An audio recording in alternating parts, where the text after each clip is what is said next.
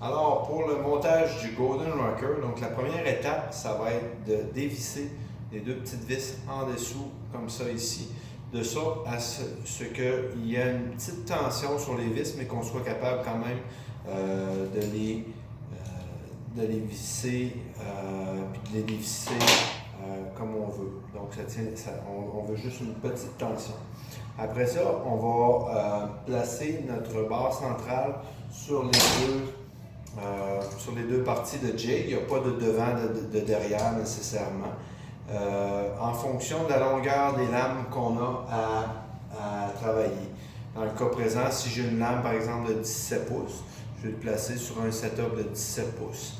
Ce qu'il faut savoir, c'est que on peut faire des lames un petit peu plus petites que le montage sur lequel on est installé. Donc, si par exemple j'ai une lame de 16, 15,5, 15, je pourrais utiliser le même montage de 17 pouces et ça fonctionnerait très bien. Donc, je positionne ma barre centrale sur le 17 pouces des deux côtés. Donc, ce qu'on veut, c'est d'avoir un setup au moins aussi long, puis peut-être même un peu plus long que les lames qu'on fait. Donc, avec ce setup-là de 17 pouces, je pourrais faire des lames jusqu'à 15 pouces, par exemple. Donc, ça, c'est la première étape. Après ça, vous avez différents trous dans votre template. Dans ce cas-ci, j'ai marqué à quoi les trous correspondent. On le voit peut-être à l'envers sur la vidéo.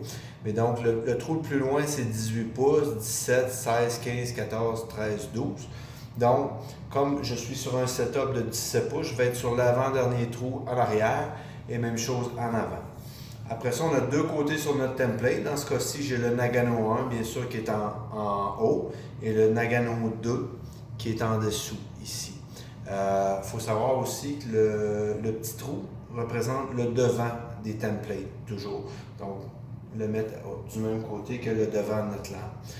Dans le cas présent, je vais faire un Nagano 1. Donc, je vais placer le Nagano 1 sur le dessus et je vais placer ça ici vers l'avant.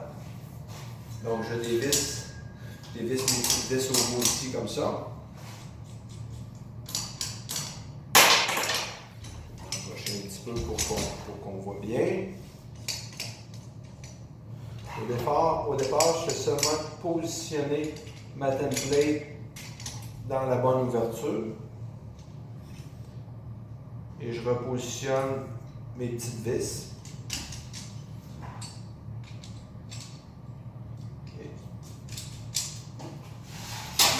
Je fais la même chose avec l'autre gabarit.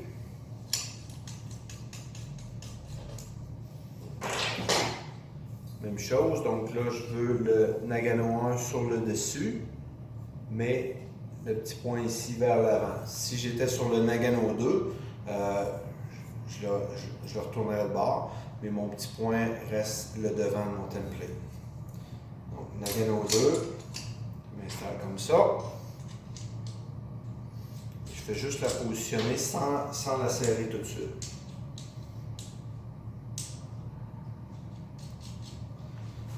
Après ça, donc je peux enlever ça complètement ou les positionner ici juste pour qu'ils soient, pour qu'ils ne me nuisent pas lorsque j'embarque ma lame. Après ça, ce que je veux faire, c'est de positionner, de placer comme ça, okay, de passer mon patin en avant de la petite vis centrale et de le ramener comme ça ici. Sinon, il peut avoir interférence. Donc là, je positionne ma lame juste au-dessus des petites têtes amovibles. Donc, je vais juste la positionner au-dessus des têtes amovibles pour me donner l'épaisseur de ma lame. Et après ça, ça va m'aider à positionner mon template, mes gabarits à la bonne hauteur. Et donc, je fais la même chose avec l'autre. Au préalable, j'avais marqué ma lame, le centre de ma lame, okay, à l'aide d'un petit Sharpie. Savoir où m'orienter. Encore une fois, ici, okay, j'entre ma lame comme ça. Quand il y a une bottine comme ça, ça va aller mieux si on positionne son entre devant, en avant de la petite vis. Donc encore une fois, sans trop me préoccuper de la position, je vais juste placer ma lame au-dessus de mes petites têtes amovibles, seulement pour donner le bon angle à ma mâchoire ici. Une fois que ça c'est fait, on va venir placer ce qu'on appelle les top locators ici. Okay? Vous allez remarquer qu'il y a 3 positions sur le top locator. Il y a 3 petits trous. Donc ça, c'est en fonction de l'usure de votre petite tête au boraison ici. Donc si vous fonctionnez avec une tête au boraison qui est quand même nouvelle, vous allez utiliser la position où le template va être capable de monter le plus. Donc on voit qu'ici, j'ai trois différentes hauteurs qui vont me permettre de positionner mon template un petit peu plus haut ou un petit peu moins haut en fonction de l'usure de ma pierre. Donc dans le cas présent, j'ai une pierre qui est quand même assez neuve. Je vais le mettre sur la position où mon template va se positionner le plus haut.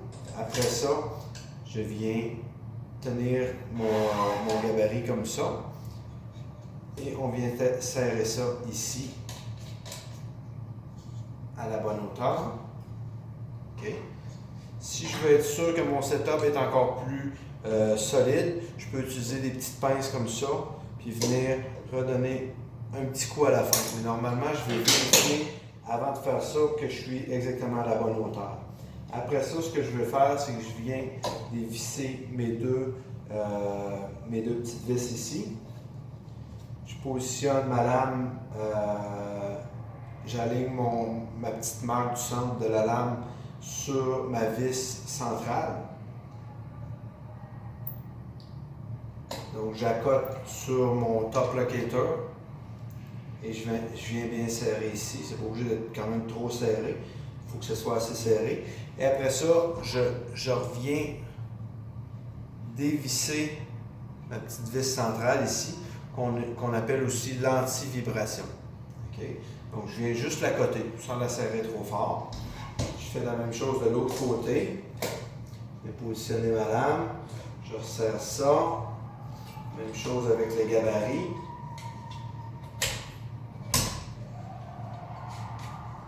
Je viens de la coter comme ça ici. Après ça, moi, ce que je fais, c'est que je viens prendre mon jig au complet et je le positionne à la lumière et je regarde si je touche bien partout. Si je touche bien, si mes deux lames touchent bien au top locator et si mes deux gabarits touchent bien au top locator à l'avant et à l'arrière. Donc, je regarde comme il faut. Et ici, je ne touche pas à l'avant. Donc, je vais desserrer ici. Je vais me repositionner pour être bien à côté sur le top locator. Si vous ne faites pas ça,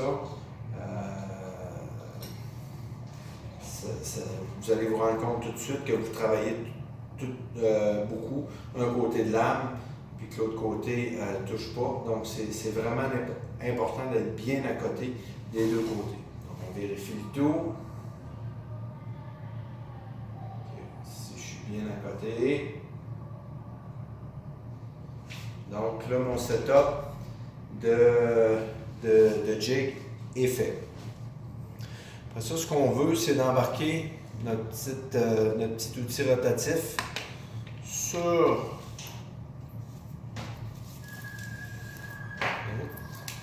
notre rotozip en s'assurant de bien desserrer ici notre petite qu'ici ça soit lousse, qu'il y ait la place pour passer.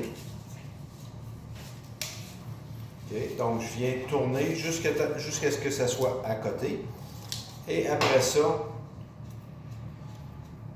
je viens visser ici. Je tiens le petit bouton rouge et je visse avec mes doigts autant que je peux. Une fois que c'est à côté, une fois que je sens que j'ai plus de tension, je viens sortir ma petite clé ici Et là, je viens serrer. Je viens bien serrer ici.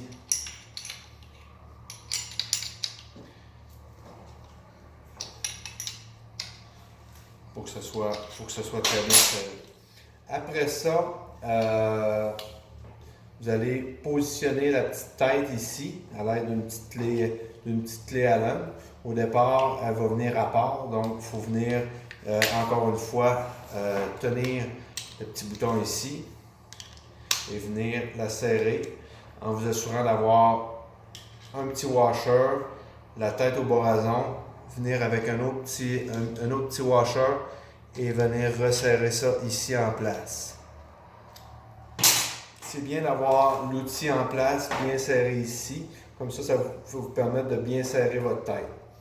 Donc, après ça, ce que vous voulez faire, c'est vous assurer que vous avez la bonne largeur sur vos pattes ici. Donc, vous allez passer sur le gabarit. Okay.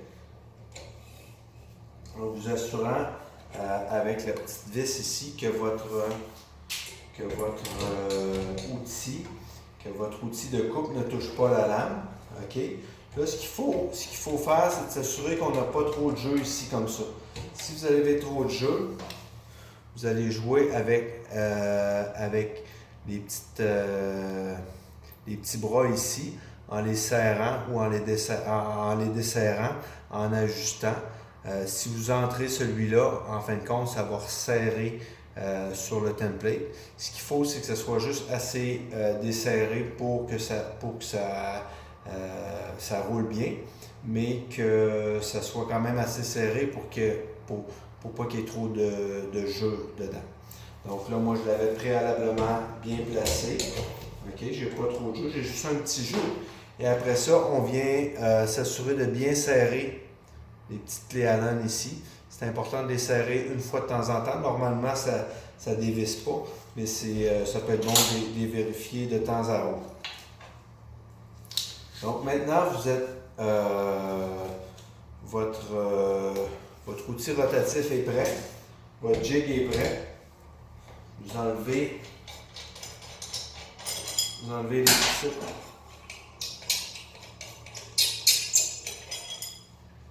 les petits top locators. Okay. Et vous positionnez votre jig comme ça devant vous. Okay. Vous le mettez en marche. Okay. Vous le branchez. Vous le mettez en marche et vous commencez à couper la lame. Au préalablement, ce que vous allez faire, ce que vous pouvez faire, c'est vous assurer que votre setup est quand même bien, que vous n'avez pas trop de jeu à l'avant ou à l'arrière. Si mon focus peut se rajuster. Donc, c'est la dernière étape. Quand vous voyez que c'est correct, à ce moment-là, vous activez le rotozip ici. Autour de 20 000 tours, c'est parfait pour couper les lames. Et pour les passes de finition, les dernières passes, des fois, certains vont aimer augmenter un petit peu le rythme, la vitesse de rotation. Autour de 23-25 000 tours, ça va être suffisant pour faire une belle finition. Donc, je prends une petite pause.